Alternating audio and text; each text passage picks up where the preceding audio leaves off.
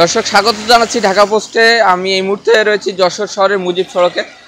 বঙ্গোপসাগরে সৃষ্ট যে নিম্নচাপ, সেই নিম্নচাপের কারণে কিন্তু যশোরে গতকাল থেকে কিন্তু মুষলধারে বৃষ্টিপাত হচ্ছে এবং এই ভারী বর্ষণের কারণে কিন্তু যশোর পৌর এলাকার যে নিম্ন অঞ্চল রয়েছে সেই নিম্ন অঞ্চল কিন্তু প্লাবিত হয়েছে, অর্থাৎ পানিবদ্ধ জলবদ্ধতা সৃষ্টি হয়েছে।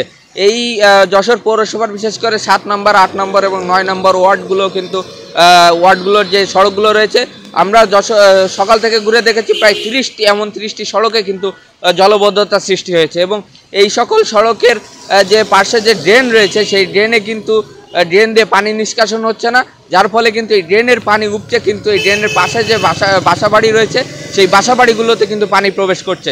একই সাথে কিন্তু আমরা দেখেছি যে এই ভারী বর্ষণের কারণে কিন্তু নিম্ন আয়ের মানুষ যারা রয়েছেন, রিক্সা চালক থেকে শুরু করে স্বল্প আয়ের মানুষ যারা রয়েছেন তারা কিন্তু ঘর থেকে বের হতে পারছেন না। পাশাপাশি যারা স্কুল কলেজ অফিসগামী যারা রয়েছেন তারাও কিন্তু ঘর থেকে বের হতে পারছেন না। সড়কে কিন্তু মানুষের উপস্থিতি অনেকটাই কম।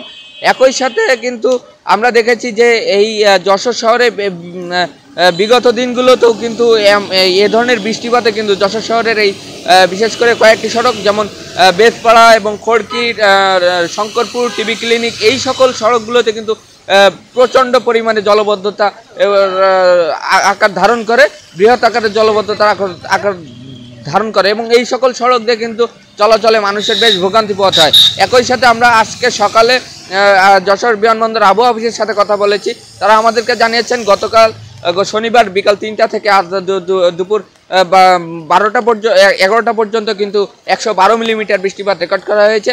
একই সাথে কিন্তু আমরা যশোর কৃষি সম্প্রসারণ অধিদপ্তরের সাথে কথা বলেছি। তারা আমাদেরকে জানিয়েছেন যে শীতকালীন আগাম যে সবজি চাষ হয়েছিল 140 হেক্টর জমিতে, সেই 140 হেক্টর জমির ফসল কিন্তু ক্ষতিগ্রস্ত হয়েছে, অর্থাৎ 25 ভাগ ক্ষতিগ্রস্ত হয়েছে বলে তারা আমাদেরকে জানিয়েছেন। এবং তারা এটিও জানিয়েছেন যে যদি এই বৃষ্টিপাত অব্যাহত থাকে, এই ভারী বর্ষণ অব্যাহত থাকে, তাহলে কিন্তু এই ক্ষতির পরিমাণ আরও বাড়তে পারে বলে আমাদেরকে জানানো হয়েছে। এই ছিল আমার কাছ থেকে যশোর থেকে ভারী বর্ষণ নিয়ে সর্বশেষ খবর।